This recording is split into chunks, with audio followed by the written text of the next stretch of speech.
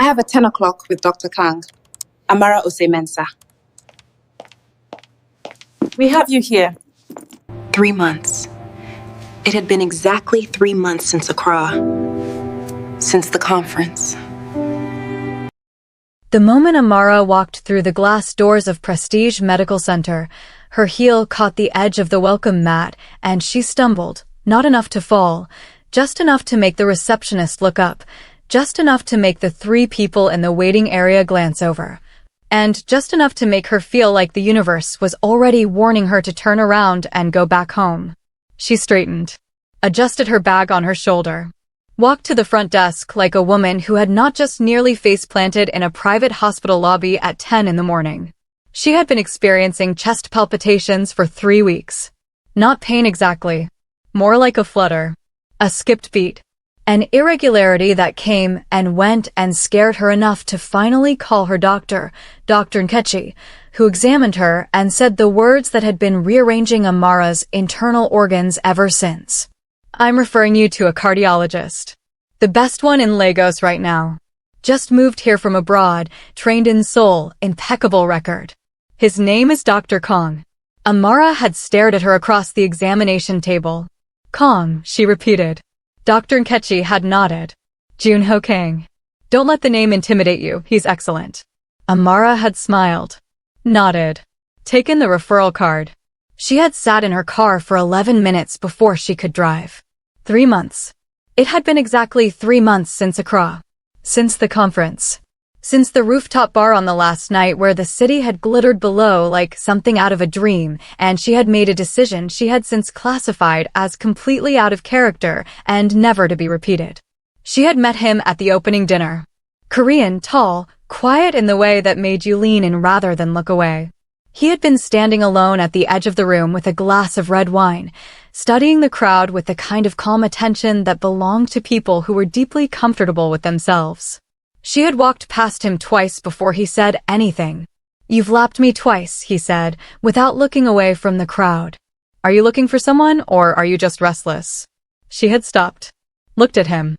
"Restless," she said honestly. He had turned then, smiled, said, "Me too." His name was June. Just June, he said, for the week. No titles, no surnames, no conference lanyards.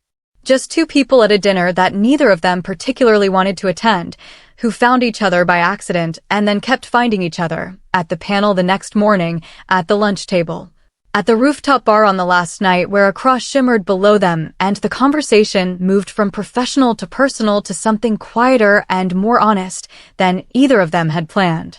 She was not the kind of woman who did impulsive things.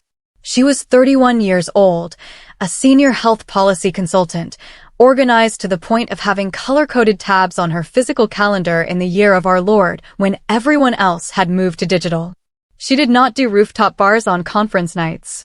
She did not let strangers become something else in the space of 4 days. Except she had. And then she had flown back to Lagos the next morning and filed the whole experience under beautiful, temporary, and finished.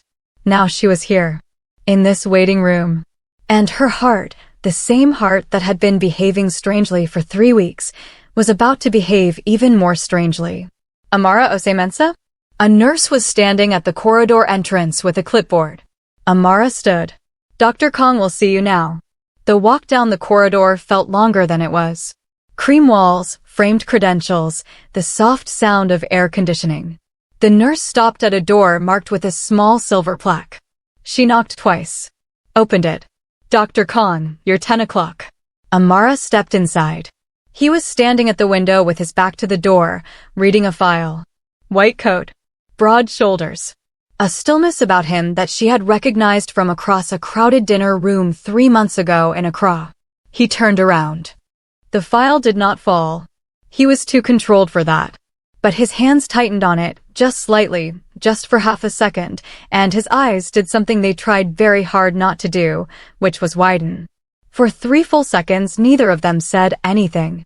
Then Dr. Kang Junho straightened, reset his expression into something professionally immaculate, and gestured to the chair across from his desk. "Miss Ose-Mensah," he said, and his voice was exactly as she remembered it. Measured. Quiet. The kind of voice that made you feel like the room had gotten smaller. Please, have a seat. Amara sat. She put her bag on her lap, folded her hands on top of it, looked at him directly because she was not a woman who looked away. So, he said, his eyes on the page, you've been experiencing palpitations. Yes, she said. How long? 3 weeks. He wrote something. Any dizziness? Occasionally. Stress levels? She looked at him. He looked up from the file at exactly the same moment. Their eyes met, and the word stress sat between them like an accusation. Manageable, she said. If you have not subscribed to this channel yet, this is the moment. Hit subscribe and turn on notifications. Now, let's continue. The examination proceeded with excruciating professionalism. He asked questions. She answered them. Clinical. Measured. Every syllable deliberate. The tension bled through in small moments. He asked when the palpitations started. She said about 3 months ago. A pause landed between them like a stone dropped into still water. He wrote it down without looking up. He asked if she experienced stress. She looked at him flatly and said occasionally. He almost smiled. Caught himself. Wrote that down too. 3 months ago I knew the sound of his laugh, she thought. Now I'm answering questions about my sodium intake. Life is astonishing. Then the door opened. A soft knock, the kind that was more announcement than request, and then it opened before either of them could respond. A Korean woman stepped in carrying 2 cups of coffee from the hospital cafe. She was graceful and warm and completely at home in his space. She set one coffee on his desk with the ease of a woman who had done it 100 times and turned to Amara with a full, genuine smile. I'm so sorry to interrupt. I'm Sarah. I volunteer here on Thursdays. Can I get you anything at all? Water or tea? Amara felt the room tilt slightly. She held completely still. No, thank you. I'm fine. Junho said evenly, Sarah. I'm with a patient. She nodded, unbothered, loving, squeezed his shoulder as she passed and settled onto the small couch near the window. She opened her book. She was staying. She was kind. The specific kind that costs a person something genuine, unguarded, warm. Amara wanted to dislike her immediately. She could not find a single reason to. He had to examine her. Properly. Sarah sat 8 feet away turning pages. When he leaned in close to place the stethoscope, close enough that Sarah could not hear, he whispered, barely a sound, I am sorry. For this situation. Amara kept her eyes forward. Quietly, don't. Dear job, doctor. He straightened. Finish the examination. Returned to his desk. There is a mild arrhythmia present, he said. It is not immediately dangerous, but it requires proper investigation. I want to schedule you for an ECG and a 24-hour Holter monitor. What typically triggers it? She asked. Poor sleep. High caffeine. Anxiety. He paused. Significant emotional disruption. The pen kept moving on the paper. Sarah turned a page. Do not go anywhere. Subscribe right now and hit the bell. What happens in the hallway changes everything. He was standing close. Closer than the desk had allowed him to be. The stethoscope was in his hands, and the room was very quiet, and Sarah was 8 feet away on that small couch with her book open. Amara kept her eyes forward, fixed on the framed medical certificate on the wall. Seoul National University College of Medicine. Kang Junho. Graduated with distinction. She read it 3 times. He placed the stethoscope against her chest. Left side. The exact location where her heart had been misbehaving for 3 weeks. She felt the cold metal disc, and beneath it, immediately, her heart did the thing. The flutter. The skip. The irregular percussion that had brought her to this room. The irony was not lost on her. He heard it. She saw it in the way his brow shifted, just fractionally, the small focused crease of a doctor registering something clinical. He listened for another few seconds. Then he straightened and stepped back to a professional distance. The appointment concluded. Junho printed her referral notes and slid them across the desk. Amara stood, extended her hand. Thank you, doctor. He took it. One firm, brief handshake. Take care of yourself, Miss Ose-Mensa. She turned and walked out. In the hallway she stopped, pressed her back against the wall, exhaled slowly. Then footsteps. Sarah appeared beside her, having slipped out quietly. She tilted her head, genuinely concerned. Are you all right? You looked a little pale in there. Amara looked at this woman, really looked at her, and made the hardest decision of her adult life. I'm fine, Amara said. Just nerves. He's a very good doctor. Sarah's face lit up with quiet pride. He really is. He's a good man too. One of the best I know. She believed that completely. And maybe she needed to keep believing it. That was not Amara's truth to destroy. I used to worry about him when he first moved here, Sarah continued. New city, new hospital, new everything.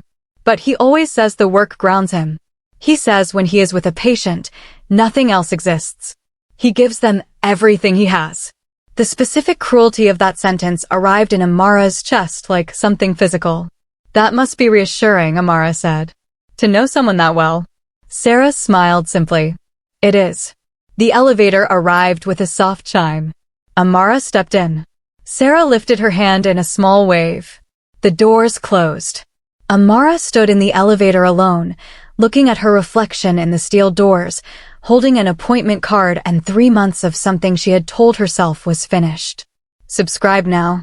The final chapter lands in batch 4, and the ending will stay with you. The elevator doors opened to the ground floor lobby, and Amara walked out into the soft hum of the hospital going about its ordinary day. She walked through the glass doors and out into the Lagos heat, and it hit her immediately, that specific afternoon warmth that smelled like dust and exhaust, and somewhere nearby, fried food. She found her car. Sat in it.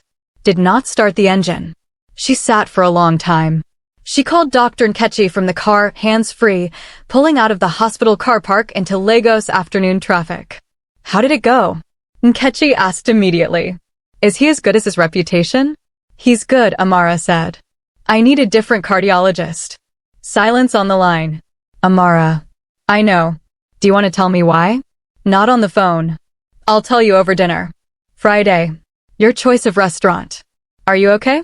Nkechi asked, softer now. Amara drove. Looked through the windscreen at Lagos opening up around her.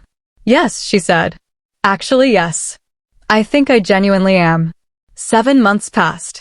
Lagos moved through them the way Lagos always did, loudly, insistently, beautifully, without pausing to ask whether you were ready.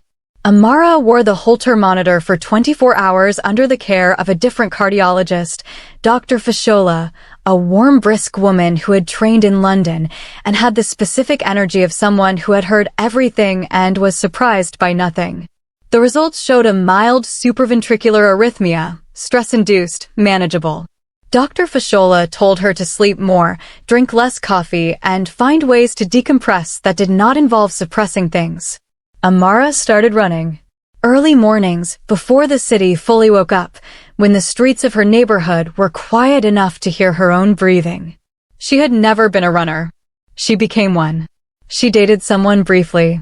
A civil engineer named Kofi who was funny and kind and took her to a contemporary art exhibition on their second date because she had mentioned once, in passing, that she liked art. He was good. She was honest with him when she recognized that good was not the same as right. And then one Thursday morning 7 months after the appointment in room 204, she opened LinkedIn over her half-strength coffee and scrolled without particular purpose and stopped. A wedding announcement. Sarah in white. Glowing. Junho beside her, smiling in a way that reached his eyes. The Seoul skyline behind them, glittering the way Accra had glittered on that last rooftop night. The caption read, "She said yes 7 months ago, and today she made it permanent. I am the luckiest man in any room I have ever stood in." Amara read it once. Then again. She looked at Sarah's face, that complete unguarded joy, and at Junho's face, lit up in a way she had never seen it. Looking at Sarah like the city behind them was secondary to what was standing right beside him. She liked the post. Not out of performance. Not out of strategy. Simply because Sarah had been kind to her in a corridor when she didn't have to be, and kindness deserved to be acknowledged even when, especially when, the full story behind it was one only Amara would ever know. She closed the app. Finished her coffee. Picked up her bag and went to work. And her heart beat steadily. Regularly. Without drama. Exactly the way a heart is supposed to beat when the person it belongs to has finally, fully, put something down. She was okay. She was more than okay. She was Amara Osei-Mensah, 31 years old, senior health policy consultant, early morning runner, half-strength coffee drinker, owner of a color-coded calendar with new entries in the margins. A woman who had walked into room 204 and walked out of it still completely herself. That was enough. That was more than enough. If this story moved you, subscribe, drop a comment telling us what you would have done, and share with someone who needs to hear a story about doing the right thing even when it costs you something.